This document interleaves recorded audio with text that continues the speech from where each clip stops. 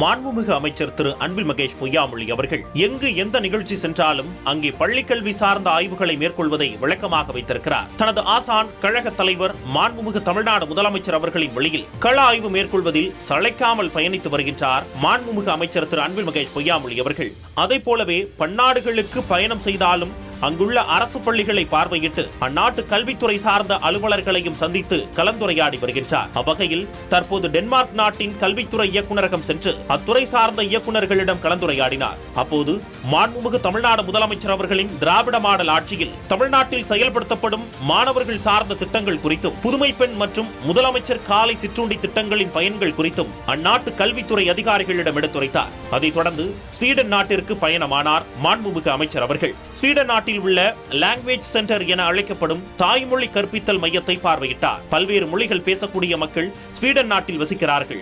இவர்களின் குழந்தைகளுக்கு அவர்களின் தாய்மொழியில் கல்வி கற்பிக்கப்பட வேண்டும் என உயரிய நோக்கத்தில் இந்த லாங்குவேஜ் சென்டர் செயல்படுகிறது. தங்களின் மொழிக்கு மட்டுமல்லாமல் தங்கள் நாட்டு குடிமக்கள் பேசும் அனைத்து மொழிகளுக்கும் முக்கியத்துவம் அளிக்கும் இத்திட்டத்தை மனம் நெகிழ்ந்து பாராட்டி மாண்புமிகு தமிழ்நாடு முதலமைச்சர் அவர்கள் தாய்மொழியில் கல்வி பயின்றவர்களுக்கு வேலை வாய்ப்புகளில் வழங்கும் முன்னுரிமை போன்ற திட்டங்கள் குறித்தும் ஸ்வீடன் நாட்டு அரசு அலுவலர்களிடம் பகிர்ந்து கொண்டார். ஸ்வீடன் நாட்டு அரசு பள்ளிகளில் உள்ள கட்டுமானங்களையும் அடிப்படை வசதிகளையும் பற்றி தெரிந்து கொள்ளும் விதமாக அப்பள்ளியையும் பார்வையிட்டார். மாண்புமிகு தமிழ்நாடு முதலமைச்சர் அவர்களின் திராவிட மாடல் அரசு இந்தியாவிலேயே முதன்முறையாக மைக்ரோசாப்ட் நிறுவனத்துடன் மேற்கொண்டுள்ள டீல்ஸ் முன்னெடுப்பு குறித்தும் மணற்கேணி செயலி குறித்தும் தமிழ்நாட்டின் அனைத்து பள்ளிகளிலும் திறன்மிகு வகுப்பறைகளை உருவாக்கும் திட்டம் குறித்தும் அவர்களிடம் பெருமையோடு எடுத்துரைத்து அறிவு பரிமாற்றத்திற்கான திட்டங்களை தங்களுடன் இணைந்து செயல்படுத்த தயாராக உள்ளதாகவும் தெரிவித்தார். இப்பயணங்களில் எல்லாம் மாண்புமிகு தமிழ்நாடு முதலமைச்சர் அவர்களின் தலைமையிலான திராவிட மாடல் அரசு பள்ளிக்கல்வித்துறை சார்பாக நிறைவேற்றிய திட்டங்கள் குறித்த நூல்களை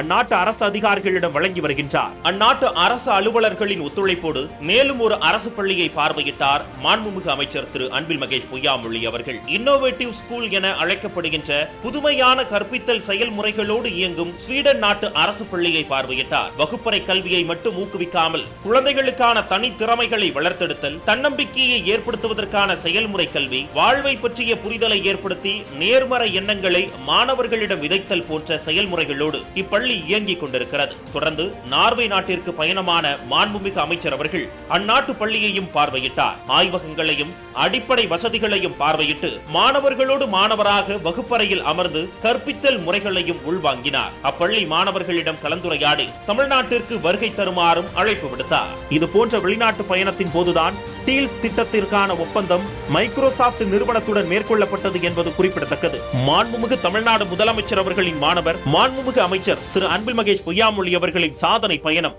தொடர்ந்து கொண்டிருக்கிறது.